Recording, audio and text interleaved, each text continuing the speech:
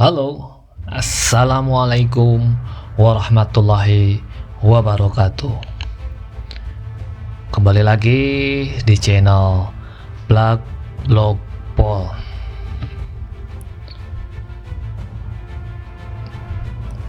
Terima kasih sobat sudah hadir di video ini. Semoga sobat selalu sehat, selalu dalam lindung Allah, dan selalu diberi rezeki yang berkah berlimpah. Amin ya Allah ya Rabbal Alamin. Masih rame nih tentang presidensial threshold yang dihapus oleh MK. Ini ternyata berpuluh-puluh kali dituntut untuk dihapuskan ke MK, tapi baru sekarang. Bahkan ada isu-isu atau opini-opini kenapa di zaman kemarin, 10 tahun kemarin Jokowi ke belakang gitu,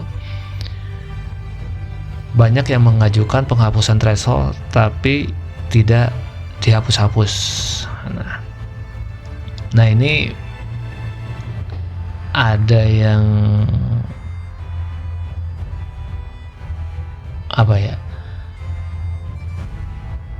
bikin terang-terangan ya. Ternyata emang penghapusan threshold dari dulu Pak Prabowo ini selalu mendukung, karena kata Pak Prabowo ini membodohi publik tentang demokrasi. Tapi opini-opini ini ada yang menganggap bahwa dengan dihapusnya threshold akan mempermudah Gibran dalam mencalonkan capres di 2029. Tapi kalau kita berpikir positifnya, jangan selalu mikirin negatif ya, tapi berpikir positifnya, sebenarnya ketegasan Pak Prabowo ini di saat menghapus threshold bukannya untuk merugikan langkah dia di 2029, bukan, tapi pengen membangun demokrasi lebih baik lagi. Karena dengan dihapusnya presiden threshold ini, maka di 2029 bakal banyak calon presiden yang ikut bertanding. Dari sana maka persaingan akan lebih ketat lagi, dan intinya mungkin ya orang yang nggak punya modal, orang yang nggak punya dukungan partai tapi dukungan masyarakat atau dengan partai yang kecil pun akhirnya bisa maju. Bagaimana sih tanggapan Pak Presiden sebelum-sebelumnya tentang presiden threshold? Yuk kita tonton videonya.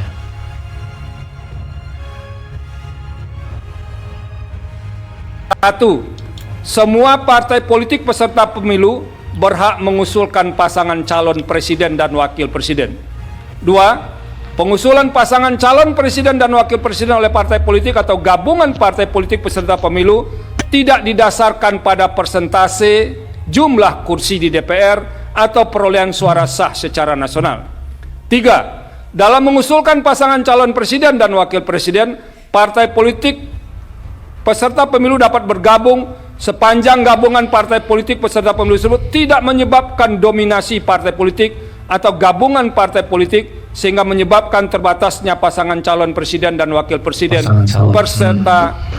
serta terbatasnya pilihan pemilih. Empat, partai politik peserta pemilu yang tidak mengusulkan pasangan calon presiden dan wakil presiden dikenakan sanksi larangan mengikuti pemilu periode berikutnya. Itu kan keputusan MK.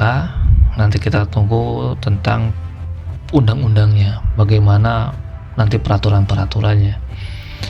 Nah ini nih suaranya Pak Prabowo tentang presiden threshold ya, 20% ini. Sebetulnya threshold 20% itu kan tidak ada di Undang-Undang Dasar itu. Itu akal-akalan daripada partai-partai yang merasa dirinya besar dan ingin meneruskan kekuasaannya. Ya itu wajar, tapi ini kan akal-akalan, tidak ada di Undang-Undang Dasar. Dan sebetulnya itu adalah menyelewengkan Undang-Undang Dasar. Dan saya katakan ke Gerindra tidak mau ikut dalam sesuatu yang melawan akal sehat dan logika. Presidential threshold 20% menurut kami adalah suatu lelucon politik yang menipu rakyat Indonesia. Amar putusan mengadili: 1. Mengabulkan permohonan para pemohon untuk seluruhnya. 2. Menyatakan norma pasal 222 Undang-Undang Nomor 7 Tahun 2017 tentang Pemilihan Umum Lembaran Negara Republik Indonesia tahun 2017 nomor 182 tambahan Lembaran Negara Republik Indonesia nomor 6109 bertentangan dengan Undang-Undang Dasar Negara Republik Indonesia tahun 1945 dan tidak mempunyai kekuatan hukum mengikat. 3. Memerintahkan pemuatan putusan ini dalam Berita Negara Republik Indonesia sebagaimana mestinya. Nah itu ya. Jadi ternyata Gerindra itu Pak Prabowo itu konsisten ya, dari 2013 baru kan videonya sampai 2017 kemarin itu sebenarnya dia nggak mau ada presiden threshold tahun 2017 2000 nggak mau ada 20% ya presiden. Jadi dia konsisten ya. Partai Gerindra termasuk yang ingin 0%. Presiden threshold, parlemen threshold 0%. Saya pimpinan pansus, saya komisi 2 pimpinan. Padahal, jangan lupa, padahal Partai Gerindra ya, pemenang kedua pemilu. Artinya, teman-teman mahasiswa, kami diuntungkan sebetulnya dengan 20%. Tapi kami tidak pernah mementingkan pribadi. Bapak Prabowo tidak pernah mementingkan kepentingan pribadi, sekalipun jelas-jelas mau nyapres, tidak mementingkan kepentingan partai, selalu mementingkan kepentingan nasional, kepentingan bangsa, kepentingan rakyat. Kami suarakan. Dan kami meyakini itu yang terbaik. Kami berbeda yang dengan PDIP umpamanya, dengan Golkar umpamanya, nggak apa-apa. Itu dinamika, itu diskusi. Tapi ketika diputuskan oleh satu regulasi, oleh undang-undang, ya kami harus patuh. Itulah warga negara yang baik. Itulah, sebentar, itu partai politik yang baik. Baik. Jadi kami patuh dan taat. Ya. Saya pertanyaannya sederhana. Kalau benar Gerindra ingin memperjuangkan aspirasi kaum muda, kapan Ketua Umum Gerindra dipimpin kaum muda? Di internal dulu. Sederhana jawabnya. Bapak Prabowo itu cek sejarahnya. Sejak dulu hingga hari ini selalu mendidik, membina, menyekolahkan, bahkan mohon maaf, memodali usaha sekolah ke sekolah-sekolah di seluruh Indonesia, ke luar negeri. Jumlahnya banyak sekali.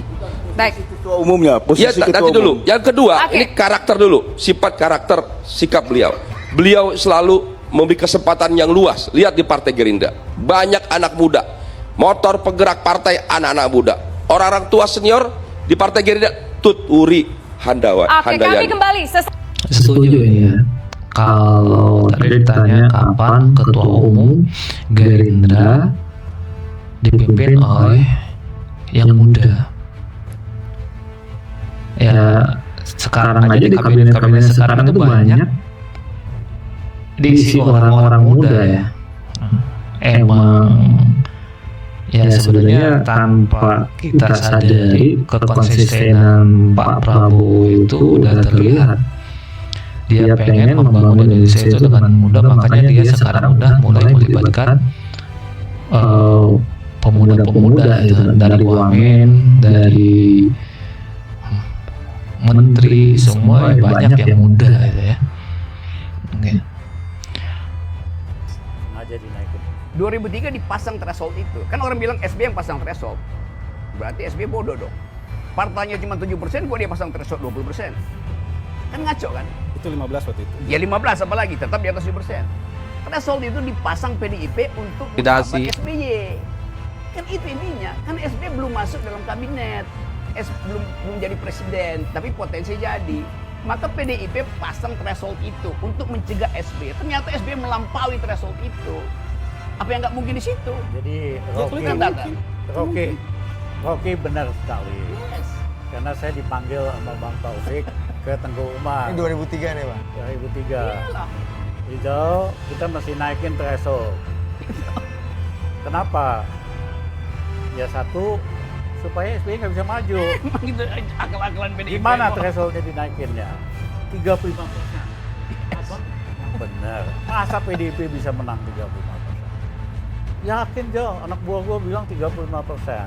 Bang, mohon maaf anak buah abang tuh banyak penjilatnya.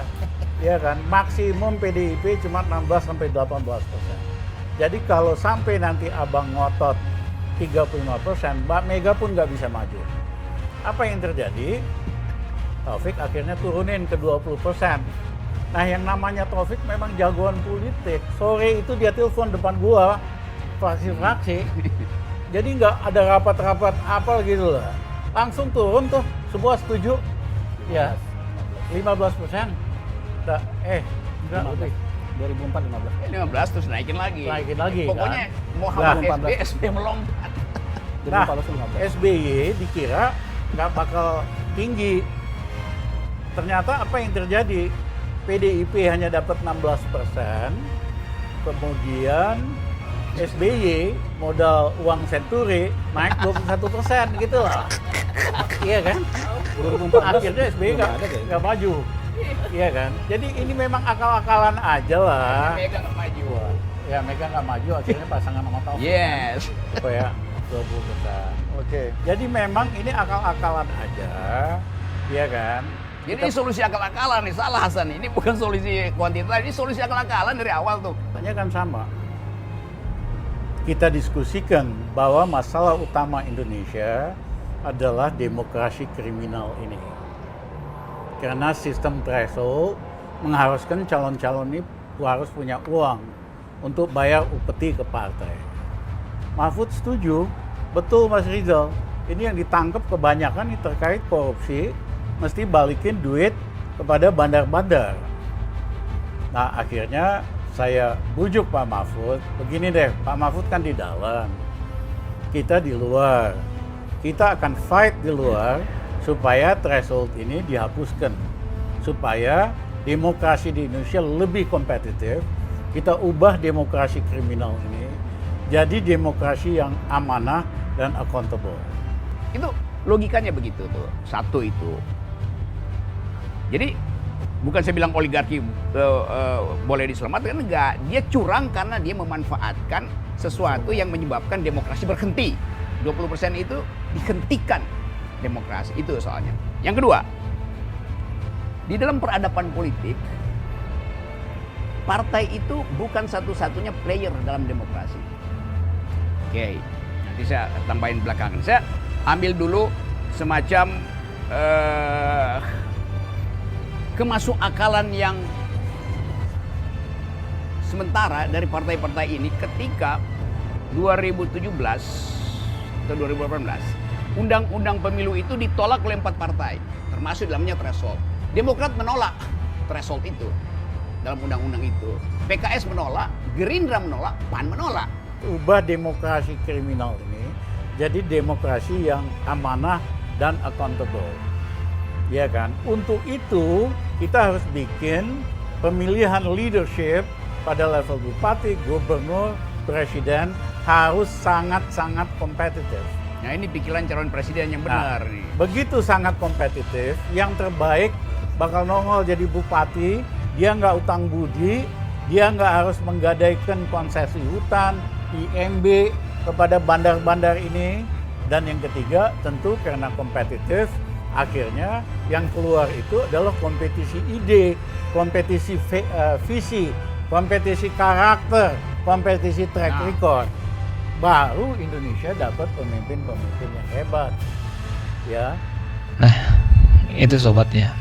Jadi intinya Partai Gerindra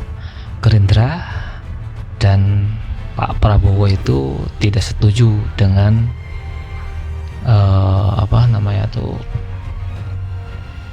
presiden threshold 20% ya. itu hanya akal-akalan partai politik yang merasa paling besar. Nah, untuk mungkin ya itu untuk menghambat para pesaing-pesaing atau musuh politiknya. Ya tadi yang disampaikan Rocky Gerung kan, yang mengajukan threshold 2023 dan menyetujuinya itu ya PDIP. Berarti ya tidak secara langsung yang merusak demokrasi itu ya PDIP. Nah, sekarang PDIP ngerasa sendiri, dan bagaimana perjuangan PDIP sekarang ya seakan-akan selalu ya kalau dia menjadi oposisi itu selalu menjadi partai teraniaya biasanya. Ya, gimana tanggapan sobat tentang presiden threshold ini, dan ternyata kenapa langsung di ACC pas pemerintahan Prabowo, tidak sebelum pemerintahan Jokowi? Tahu sendirilah dulu siapa yang larang, siapa yang tidak mengizinkan, pastinya itu ada interferensi pasti, karena udah puluhan kali diajukan untuk penghapusan presiden threshold tapi nggak dihapus-hapus. Tapi begitu dipimpin sama Pak Prabowo, baru beberapa bulan langsung dihapuskan. Nah, berarti Pak Prabowo ada niat untuk membangun demokrasi kita itu menjadi lebih baik lagi. Yuk, tanggapi sobat di kolom komentar. Jangan lupa ya untuk like dan share supaya sobat bisa memberikan manfaat dan bisa memberikan informasi ke yang lain bahwa emang siapa pencetusnya, siapa yang merusak demokrasi itu yang sekarang ya hanya getahnya gitu kan. Seharusnya yang awal-awalnya yang menciptakan sumbernya yang bermasalah. Terima kasih sudah menonton. Assalamualaikum warahmatullahi wabarakatuh.